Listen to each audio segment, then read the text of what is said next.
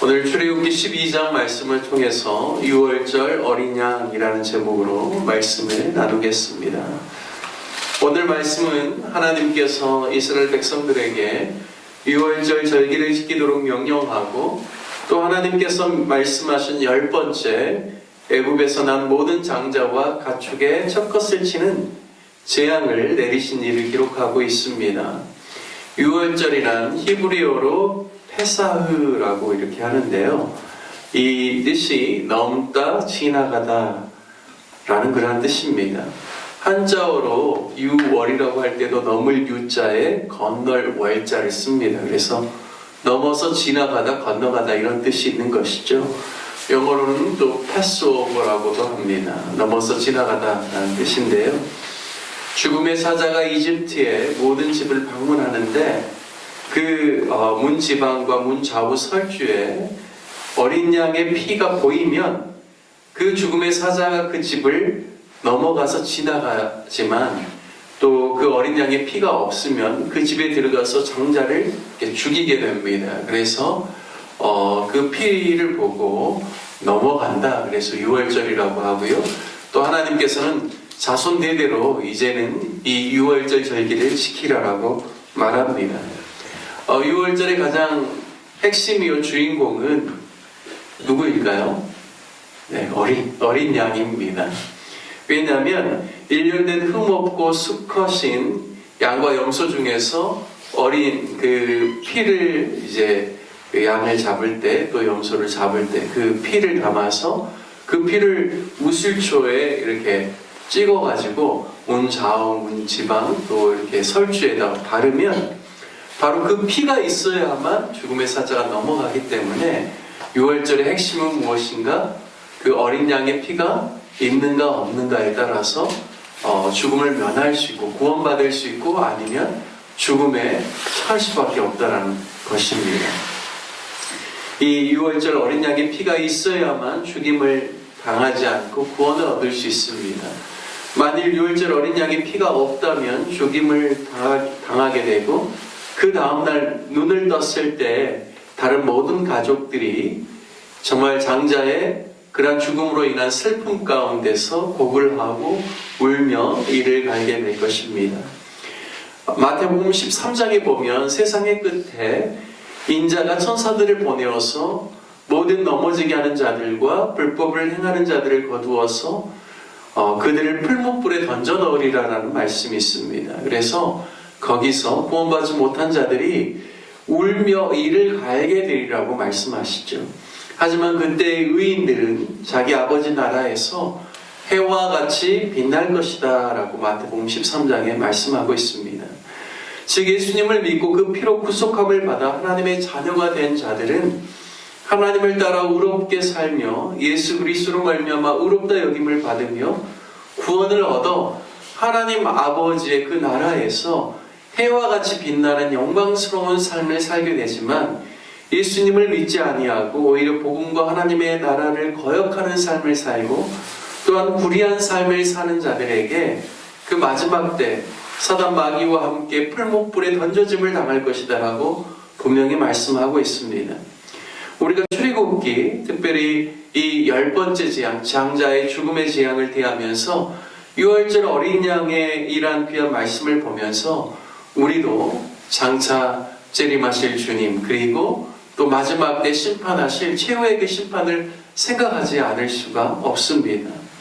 6월절을 통하여서 예수님께서 우리에게 이루어주신 구원의 그 역사에 대해서 우리가 이 6월절 어린 양 앞으로 오실 메시아가 또 하나님의 백성들을 위하여서 친히 십자가에서 피를 흘리고 그 피로 말미암아 구속함을 받게 될 것을 예표하신 이 사건을 우리가 함께 구약과 신약을 연관해서 생각하지 않을 수가 없습니다.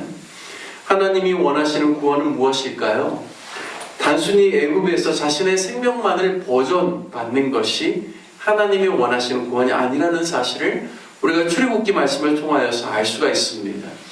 애굽이 가진 모든 죄악 그리고 애굽 사람들이 섬겼던 그러한 모든 이방신들 그리고 그들이 가지고 있었던 세속적인 가치와 애굽에 가지고 있었던 모든 죄악된 관습으로부터 완전히 결별하여서 하나님의 통치 안으로, 하나님의 말씀과 하나님의 약속 안으로 들어가는 것이 결국은 구원이라는 사실을 우리가 출애굽기 말씀을 통하여서 알 수가 있습니다.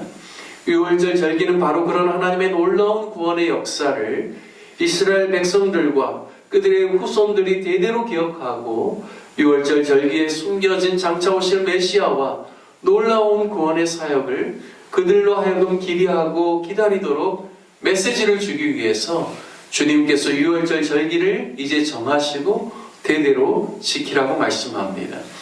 이스라엘 백성들이 이제 출애굽하는 그 해를 첫 해로 하나님께서 삼고, 그리고 그들이 나오는 그 달을 앞으로는 첫 달로 삼아라 라고 하시고, 그리고 그 달 10일에 너희가 1년 흠없는 수컷 어린 양을 준비하라라고 이야기하죠. 그리고 14일날 10일부터 너희가 보관하였다가 14일날 그 양을 잡을 것이다 라고 합니다. 그래서 앞으로는 모든 해의 첫 달 14일이 유월절이 됩니다.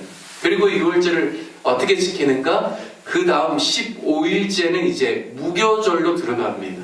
그래서 유월절 큰 기간 안에 무교절이 함께 같이 포함되어 있는 거죠. 그래서 15일부터 21일까지 7일간 무교절을 지키게 됩니다. 이 무교절은 왜 유월절에서 무교절이라고 하는가? 무교병을 먹는 기간, 절기라고 하기 때문입니다. 이 무교라는 게 없을 무자에 누룩교자. 그래서 누룩을 넣지 않는 무교병이라고 하면 떡병자를 씁니다. 누룩을 넣지 않은 떡을 먹는 기간을 무교절이라고 합니다. 왜 이 떡에 누룩을 넣지 않는가? 그것은 구원에 대한 시급성을 이야기합니다. 정말 하나님께서 이스라엘 백성들을 애굽에서 출애굽하게 할 때 하나님께서 그들을 급히 그들을 구원하시면서 채비하고 나가게끔 하였기 때문에 누룩을 넣어서, 그러니까 이스트를 넣어가지고 기다려서 떡을 부풀리고 그걸 가지고 떡을 하고 이럴 겨를이 없다라는 거죠. 급히 그냥 누룩을 넣지 않고 이렇게 떡을 준비를 해서 그들이 이집트를 나가야 되는 상황이기 때문에 무교병을 먹으라고 하죠. 그리고 또 무교병과 아울러 쓴 나물도 먹으라고 합니다. 이 쓴 나물은 애굽에서의 종살이의 삶의 고역, 그 어렵고 힘든 그것을 이 자손 대대로 기억하게 하기 위해서. 그래서 하나님의 구원은 무엇인가? 애굽에서 종살이하면서 그들의 고역과 하나님께서 그들을 돌보지 않을 때 그들이 갖게 되는 애굽에서의 그 고난의 시간, 어려움의 시간들을 그들로 하여금 기억하여서 그런 고난으로부터 하나님께서 그들을 구원하셨다는 사실을 자손 대대로 전하게 하기 위해서 이 무교병과 쓴 나물을 먹게 하는 것입니다. 바로 이러한 유월절을 하나님께서 절기를 제정하십니다. 본문 21절의 말씀을 보면 모세가 이스라엘 모든 장로들을 불러서 유월절 양을 잡고 우슬초 묶음을 가져다가 그릇에 담은 피에 적셔서 그 피를 문 인방과 좌우 설주에 뿌리고 아침까지 한 사람도 집 문 밖에 나가지 말라라고 경고합니다. 27절에 보면 하나님이 행하시는 이러한 역사와 만들어주신 유월절의 의미를 백성들이 알게 되면서 여기 보니까 백성들이 머리를 숙여 경배하였다라고 이야기합니다. 이 유월절 절기를 통하여서 그들을 구원해 내신 하나님의 이 놀라운 역사를 그들이 듣고 모든 이스라엘 백성들이 하나님께 머리 숙여 경배했다 말씀합니다. 그리고 29절에 보면 여호와께서 바로의 장자로부터 옥에 갇힌 사람의 장자까지 그리고 가축의 처음 난 것을 다 치셔서 애굽에 큰 부르짖음이 있었다 말씀합니다.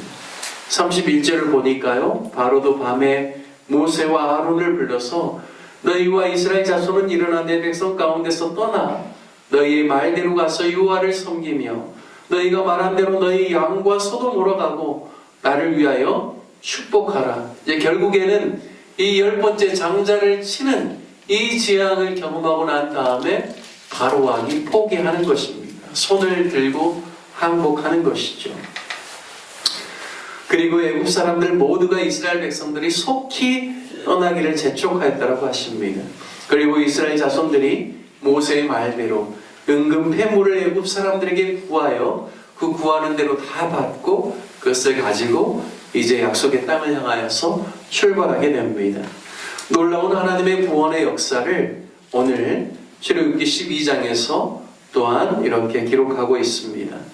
12장의 내용을 보면서 저와 우리들 모두에게도 하나님께서 유월절 어린 양이신 예수님을 보내어 주셔서 우리를 구원해 주셨고 또 하나님의 나라의 통치 가운데서 살게 해주신 그 놀라운 은혜를 기억하면서 감사함으로 또 오늘 주일 하나님께 전심으로 예비하는 귀한 날이 되시기를 주님의 이름으로 축복합니다. 아멘. 함께 같이 말씀을 적용하며 기도하겠습니다. 구원의 하나님을 찬양하고 우리 주 예수 그리스도께 감사하며 우리가 하나님의 영광을 위해 살아가며 주님의 통치 가운데서 살아가는 참된 하나님의 백성이 될 수 있기를 위해서 기도하십시다. 또한 오늘 우리 로뎀나무교회를 위해서 기도할 때는 오늘 주일 예배를 위해서 기도해 주십시오. 다음 세대들을 위한 주일학교 예배와 중고등부 예배, 특별히 오늘부터 이제 중고등부로 월반하는 그런 아이들이 있습니다. 5명의 아이들이 이제 중고등부로 올라가게 되고요.